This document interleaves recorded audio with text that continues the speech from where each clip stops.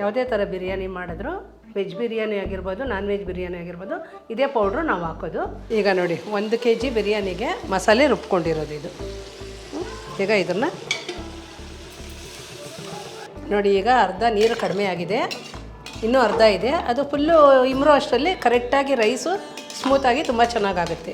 ನೋಡಿ ಉದುದ್ರಾಗಿ ಒಂದಕ್ಕೊಂದು ಮೆತ್ಕೊಂಡಿಲ್ಲ, ರೈಸು ಕರೆಕ್ಟಾಗಿ ಚೆನ್ನಾಗಿ ಬಂದಿದೆ. ಇದಕ್ಕೆ ನೀರು ಕರೆಕ್ಟಾಗಿ ಅಳತೆ, ಕರೆಕ್ಟಾಗಿ ಎಣ್ಣೆ ನೀರು ಕರೆಕ್ಟಾಗಿಟ್ಟರೆ ಉದುದ್ರಾಗಿ ಚೆನ್ನಾಗಿ ಬರುತ್ತೆ. ನೀರು ಸ್ವಲ್ಪ ಜಾಸ್ತಿ ಆದರೆ ಮುದ್ದೆ ಆಗಿಬಿಟ್ರೆ ಚೆನ್ನಾಗಿರಲ್ಲ. ಈಗ ನೋಡಿ ಚಿಕನ್ನು ತುಂಬ ಸಾಫ್ಟಾಗಿದೆ, ನಾವು ವಿಜಿಲ್ ಹೊಡೆದಿಲ್ಲ, ಹಾಗಾಗಿ ಹಿಂಗೆ ಚೆನ್ನಾಗಿದೆ. ಕೆಲವ್ರು ಏನು ಮಾಡ್ತಾರೆ, ಕುಕ್ಕರಲ್ಲಿ ಹಾಕಿ ವಿಜಿಲ್ ಹೊಡೆದ್ಬಿಡ್ತಾರೆ, ಅದೇನಾಗುತ್ತೆ ರಬ್ಬರ್ ಥರ ಬಂದ್ಬಿಡುತ್ತೆ.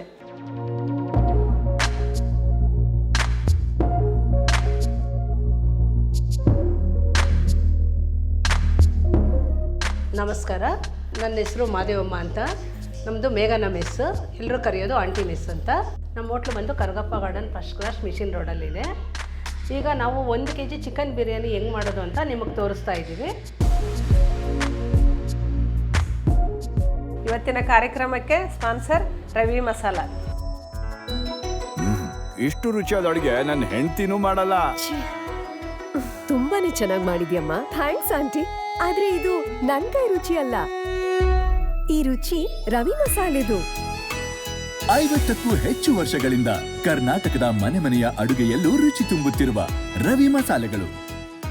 1 kg ಬಿರಿಯಾನಿಗೆ ಪೌಡ್ರ್ ಹೆಂಗೆ ಮಾಡೋದು ಅಂತ ತೋರಿಸ್ತಾ ಇದ್ದೀವಿ. ಈಗ 2 ಮರಾಠಿ ಮೊಗ್ಗು, ಕಲ್ಲುವ 2, ಸ್ಟಾರ್ ಹೂವು 2, ಒಂದು ಅರ್ಧ ಸ್ಪೂನು ಕಾಳು ಮೆಣಸು, ಪಲಾವ್ ಎಲೆ ಒಂದು 5 ರಿಂದ 6, ಅರ್ಧ ಸ್ಪೂನು ಜೀರಿಗೆ, 2 ರಿಂದ 3 ಏಲಕ್ಕಿ, 2 ರಿಂದ 3 ಚಕ್ಕೆ, ಒಂದು 6 ರಿಂದ 8 ಲವಂಗ. ಇಷ್ಟನ್ನು ಈಗ ನಾವು ಸ್ವಲ್ಪ ಹುರ್ಕೊಳ್ತೀವಿ. ಮಸಾಲ ಈ ಥರ ಫ್ರೈ ಮಾಡಿ ಹಾಕಿದ್ರೆ ತುಂಬ ಟೇಸ್ಟಿಯಾಗಿರುತ್ತೆ ಬಿರಿಯಾನಿ. ಈಗ ಬಿಸಿ ಆಗಿದೆ, ಇದನ್ನು ತೆಗಿತೀವಿ. ಯಾವುದೇ ಥರ ಬಿರಿಯಾನಿ ಮಾಡಿದ್ರು, ವೆಜ್ ಬಿರಿಯಾನಿ ಆಗಿರ್ಬೋದು, ನಾನ್ ವೆಜ್ ಬಿರಿಯಾನಿ ಆಗಿರ್ಬೋದು, ಇದೇ ಪೌಡ್ರು ನಾವು ಹಾಕೋದು. ಈಗ ಇದನ್ನು ಬಿಸಿ ಮಾಡಿದ್ದೀವಿ, ಮಿಕ್ಸಿಗೆ ಹಾಕ್ಕೊಂಡು ಬರ್ತೀವಿ. ಈಗ ನೋಡಿ, ಇದು ಪುಡಿ ಮಾಡಿದ್ದೀವಿ, ತರಿಯಾಗಿದೆ. ಈಗ ಪುಡಿ ರೆಡಿಯಾಗಿದೆ. ಈಗ ರುಬ್ಬೋದಕ್ಕೆ ಮಸಾಲ ರೆಡಿ ಮಾಡ್ತಾಯಿದ್ದೀವಿ. ಈಗ ಒಂದು ಸ್ವಲ್ಪ ಶುಂಠಿ, ಇದನ್ನು ಈಗ ಮಿಕ್ಸಿ ಜಾರ್ನಲ್ಲಿ ಹಾಕ್ಕೊಳ್ತಾ ಇದ್ದೀನಿ. 1 ಹಿಡಿಯಷ್ಟು ಶುಂಠಿ, 1 ಹಿಡಿ ಹಸಿಮೆಣ್ಸಿನ್ಕಾಯಿ. ತುಂಬ ಖಾರ ಇದ್ದರೆ ಚೆನ್ನಾಗಿರುತ್ತೆ, ನಿಮಗೆ ಬೇಕಿದ್ದರೆ ಕಮ್ಮಿ ಹಾಕ್ಕೊಳ್ಳಿ. ಮತ್ತು 1 ಹಿಡಿ ಬೆಳ್ಳುಳ್ಳಿ, ಸಿಪ್ಪೆ ಸುಲಿದು ಹಾಕ್ಬೋದು, ನಾವು ಹಾಗೆ ಹಾಕ್ತೀವಿ. ಒಂದು ಅರ್ಧ ಹಿಡಿಯಷ್ಟು ಪುದೀನ ಸೊಪ್ಪು, ಮತ್ತು ಒಂದು ಅರ್ಧ ಹಿಡಿಯಷ್ಟು ಕೊತ್ತಂಬರಿ ಸೊಪ್ಪು, ಒಂದು ಸ್ವಲ್ಪ ಮೆಂತ್ಯ ಸೊಪ್ಪು. ಇದು ರುಬ್ಬಕ್ಕೆ ಹಾಕ್ತಾಯಿದ್ದೀನಿ. ಮಸಾಲೆ ರುಬ್ಬಿದೆ. 1 kg ಚಿಕನ್ ಬಿರಿಯಾನಿಗೆ. ಇದು ಒಗ್ಗರಣೆಗೆ ಒಂದು ದಪ್ಪದು 2 ಈರುಳ್ಳಿ, 1 ಟೊಮೊಟೊ, ಸ್ವಲ್ಪ ಚಕ್ಕೆ, ಲವಂಗ, ಪಲಾವ್ ಎಲೆ, ಸ್ವಲ್ಪ ಪುದೀನ, ಕಸ್ತೂರಿ ಮೆಂತ್ಯ ಸ್ವಲ್ಪ. ಈಗ ಒಲೆ ಮೇಲೆ ಒಂದು ಕುಕ್ಕರ್ ಇಡ್ತಾಯಿದ್ದೀನಿ. 200 ಗ್ರಾಮ್ ಆಯಿಲು. ಬಿರಿಯಾನಿಗೆ ಎಣ್ಣೆ ಜಾಸ್ತಿ ಇದ್ರೇ ಟೇಸ್ಟ್ ಆಗಿರೋದು, ಕಮ್ಮಿ ಇದ್ದರೆ ಚೆನ್ನಾಗಿರಲ್ಲ, ಹಾಗಾಗಿ 200 ಗ್ರಾಮ್ ಆಯಿಲ್ ಹಾಕಿದ್ದೀನಿ ನಾನೀಗ. ಪಲಾವ್ ಎಲೆ ಒಂದು 4 ರಿಂದ 5 ಇದೆ. ಈಗ 1-2 ಮರಾಠಿ ಮೊಗ್ಗು ಹಾಕ್ತಾಯಿದ್ದೀನಿ. ಸ್ವಲ್ಪ ಚಕ್ಕೆ, ಲವಂಗ, ಸ್ವಲ್ಪ ಕಸ್ತೂರಿ ಮೆಂತ್ಯ, ದಪ್ಪದು 2 ಆನಿಯನ್ ತೊಗೊಂಡಿದ್ದೀನಿ. ನೋಡಿ ಹೀಗೆ ಹಾಕ್ತಾಯಿದ್ದೀನಿ.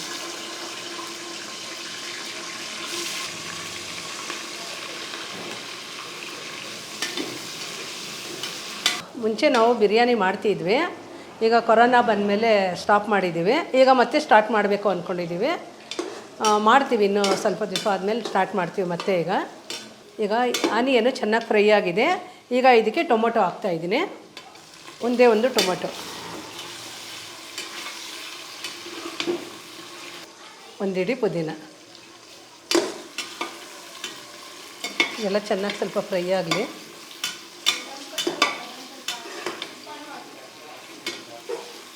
ನೋಡಿ 1 kg ಚಿಕನ್ ಇವಾಗ ಎಣ್ಣೆ ಕಾದಿದೆ, ಅದರಲ್ಲಿ ಹಾಕ್ತೀನಿ.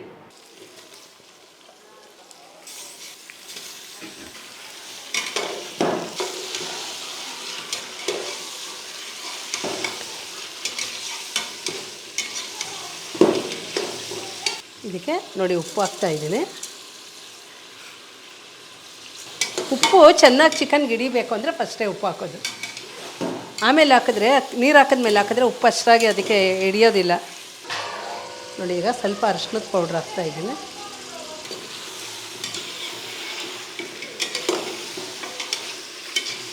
ಚಿಕನ್ ಸ್ವಲ್ಪ ಫ್ರೈ ಆಗಿದೆ ನೋಡಿ. ಈಗ ನೋಡಿ 1 kg ಬಿರಿಯಾನಿಗೆ ಮಸಾಲೆ ರುಬ್ಕೊಂಡಿರೋದು ಇದು. ಈಗ ಇದನ್ನು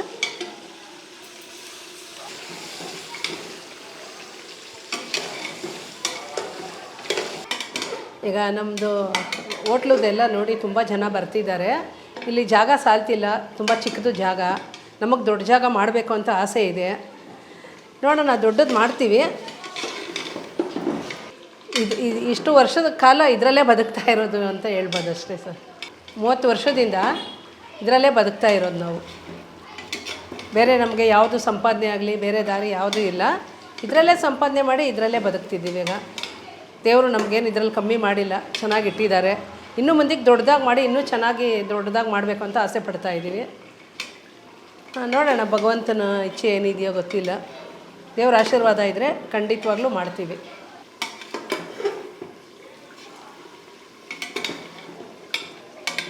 ಈಗ ಇದಕ್ಕೆ ಗಟ್ಟಿ ಮೊಸರು 2 ಸ್ಪೂನ್ ಹಾಕ್ತಾಯಿದ್ದೀನಿ. ಈಗ ನಾವೇ ಮನೆಯಲ್ಲಿ ಹುರಿದಿರೋ ಪೌಡ್ರ್ ಇದು, ಬಿರಿಯಾನಿ ಪೌಡ್ರು. ಮನೆಯಲ್ಲೇ ಮಾಡಿರೋದ್ರಿಂದ ತುಂಬ ಚೆನ್ನಾಗಿದೆ ಸ್ಮೆಲ್ ಇದು. ನೀವು ಬೇಕಿದ್ದರೆ ಮನೇಲಿ ಮಾಡ್ಕೊಳ್ಬೋದು. ಈ ಥರ ನೋಡಿ. 1.5 ಸ್ಪೂನ್ ಹಾಕಿದ್ದೀನಿ.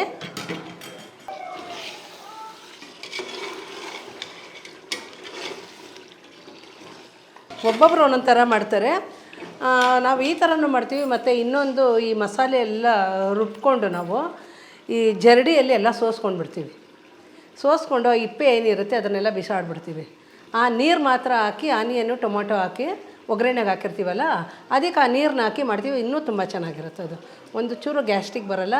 ಮತ್ತು ಅಲ್ಲಿ ಮಸಾಲೆ ಐಟಮ್ದು ಏನು ತರಿ ಅದರಲ್ಲಿ ಇರೋಲ್ಲ. ಇದರಲ್ಲಿ 1 kg ಅಕ್ಕಿ, ಈ ಬಟ್ಲು ತುಂಬ ಬಂದಿತ್ತು, ತೊಗೊಂಡಿದ್ದೀನಿ. ಇದರಲ್ಲಿ ನಾನು 1.5 ಬೌಲ್ ನೀರು ಹಾಕ್ತಿದ್ದೀನಿ. ಒಂದಾಯಿತು, ಅರ್ಧ ನೀರು ಹಾಕ್ತಿದ್ದೀನಿ.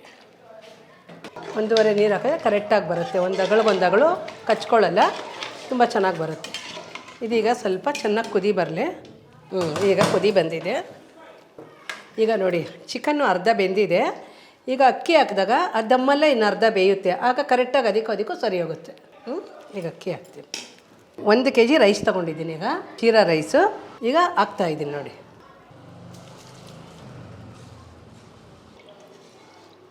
ಅಕ್ಕಿ ನೀರಲ್ಲಿ ಒಂದು 10 ನಿಮಿಷ ನೆನೆಸಿಟ್ರೆ ರೈಸು ತುಂಬ ಚೆನ್ನಾಗಾಗುತ್ತೆ. ಮತ್ತು ಅಗ್ಳು ಹೊಡಿಯಲ್ಲ, ರೈಸು ತುಂಬ ಚೆನ್ನಾಗಾಗುತ್ತೆ. ಈಗ ನೋಡಿ, ಅಕ್ಕಿ ಹಾಕಿದ್ದೀನಿ. ಅಕ್ಕಿ ಹಾಕಿದ್ಮೇಲೆ ಸ್ವಲ್ಪ ಉಪ್ಪು ಕಡಿಮೆ ಇರುತ್ತೆ, ಹಾಗಾಗಿ ಇನ್ನೊಂದು ಸ್ವಲ್ಪ ಉಪ್ಪು ಹಾಕ್ತಿದ್ದೀನಿ ಇದಕ್ಕೆ. ಇದೀಗ ಒಂದು 10 ನಿಮಿಷ ಮುಚ್ಚೋಣ. ಇಲ್ಲ, ಫಸ್ಟು ನಾವು ಬಿರಿಯಾನಿ ಮಾಡ್ತಿದ್ವಿ, ಆಗ ತುಂಬ ಚೆನ್ನಾಗಿ ಹೋಗೋದು ಬಿರಿಯಾನಿ.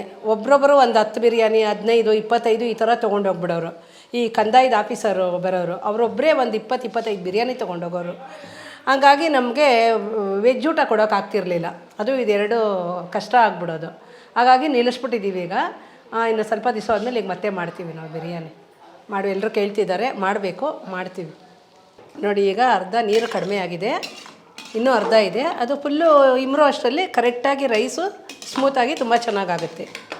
ಈ ಟೈಮ್ನಲ್ಲಿ ಸ್ವಲ್ಪ ನಿಂಬೆಹಣ್ಣು ಹಾಕ್ತೀನಿ. ಅದಕ್ಕೆ ಅರ್ಧ ನಿಂಬೆಹಣ್ಣು ಹಾಕ್ತೀನಿ.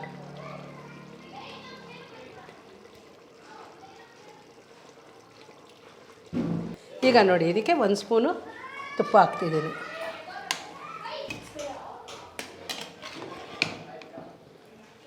ಈಗ ಇದನ್ನು ಇನ್ನೊಂದು 5-10 ನಿಮಿಷ ಮುಚ್ಚೋಣ. ಈಗ ನೋಡಿ, ಇದು ಕ್ಲೋಸ್ ಮಾಡಿದ್ದೀನಿ. ಈಗ ಅದು ಪ್ರೆಷರ್ ಬಂದಮೇಲೆ ವಿಜಿಲ್ ಹಾಕ್ತೀನಿ. ಅದಕ್ಕೆ ಹಾಕಿ ಒಂದು 5 ನಿಮಿಷ ಆದಮೇಲೆ ಓಪನ್ ಮಾಡೋಣ. ಪ್ರೆಷರ್ ಬರಬೇಕು, ಬಂದಮೇಲೆ ಹಾಕೋಣ. 2 ನಿಮಿಷ ಆಗಿದೆ. ಈಗ ಪ್ರೆಷರ್ ಬರ್ತಿದೆ. ಈಗ ವಿಜಿಲ್ ಹಾಕೋಣ ಇದಕ್ಕೆ. ಈಗ ನೋಡಿ, ವಿಜಿಲ್ ಹಾಕಿದ್ದೀನಿ. ಇದು ಪ್ರೆಷರ್ ಬರೋ ಟೈಮಲ್ಲಿ ಒಲೆ ಆಫ್ ಮಾಡಿಬಿಡ್ತೀವಿ. ಏನಾದರೂ ಕೂಗ್ಸಿದ್ರೆ ಅದು ಕುಕ್ಕರು ಒಳಗಡೆ ಎಲ್ಲ ಒಂಥರ ರೈಸು ಚೆನ್ನಾಗಾಗಲ್ಲ, ಮುದ್ದೆ ಥರ ರಬ್ಬರ್ ಥರ ಆಗಿಬಿಡುತ್ತೆ. ಹಾಗಾಗಿ ನಾವು ಕೂಗ್ಸಲ್ಲ ಇದನ್ನು. ಪ್ರೆಷರ್ ಬಂದಿದ ತಕ್ಷಣ ಒಲೆ ಆಫ್ ಮಾಡ್ತೀವಿ. ಈಗ ನೋಡಿ, ವಿಜಿಲ್ ಹಾಕಿ ಒಂದು 5 ನಿಮಿಷ ಆಗಿದೆ. ಈಗ ಪ್ರೆಷರ್ ಬರ್ತಾಯಿದೆ, ನಾನು ಒಲೆ ಆಫ್ ಮಾಡ್ತೀನಿ. ಈಗ 20 ನಿಮಿಷ ಆಗಿದೆ. ಈಗ ಇದನ್ನು ಓಪನ್ ಮಾಡ್ತೀನಿ.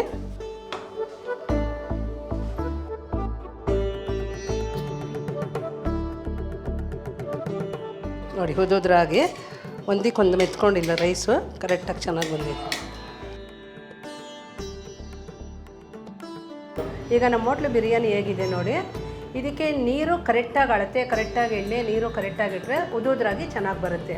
ನೀರು ಸ್ವಲ್ಪ ಜಾಸ್ತಿ ಆದರೆ ಮುದ್ದೆ ಆಗಿಬಿಟ್ರೆ ಚೆನ್ನಾಗಿರಲ್ಲ. ಕರೆಕ್ಟ್ ಅಳತೆ ಇಟ್ಕೊಳ್ಬೇಕು. ಇಟ್ಟು ಮಾಡಿದ್ರೆ ತುಂಬ ಚೆನ್ನಾಗಿ ಬರುತ್ತೆ. ಈಗ ನೋಡಿ ನಮ್ಮ ಹೋಟ್ಲು ಬಿರಿಯಾನಿ ಹೇಗಿದೆ. ಈಗ ನೋಡಿ ಜೀರಾ ರೈಸ್ ತೊಗೊಂಡ್ರೆ ತುಂಬ ಚೆನ್ನಾಗಿರುತ್ತೆ. ಉದುದ್ರಾಗಿರುತ್ತೆ ರೈಸು. ಇಷ್ಟು ಉದುದ್ರಾಗಿ ಚೆನ್ನಾಗಿ ಬಂದಿದೆ ನೋಡಿ ಬಿರಿಯಾನಿ. ಈ ಥರ ಉದುದ್ರಾಗಿರಬೇಕು ಬಿರಿಯಾನಿ. ಈಗ ನೋಡಿ ಚಿಕನ್ನು ತುಂಬ ಸಾಫ್ಟಾಗಿದೆ. ನಾವು ವಿಜಿಲ್ ಹೊಡೆದಿಲ್ಲ, ಹಾಗಾಗಿ ಹಿಂಗೆ ಚೆನ್ನಾಗಿದೆ. ಕೆಲವ್ರು ಏನು ಮಾಡ್ತಾರೆ, ಕುಕ್ಕರಲ್ಲಿ ಹಾಕಿ ವಿಜಿಲ್ ಹೊಡೆದ್ಬಿಡ್ತಾರೆ. ಅದೇನಾಗುತ್ತೆ, ರಬ್ಬರ್ ಥರ ಬಂದ್ಬಿಡುತ್ತೆ.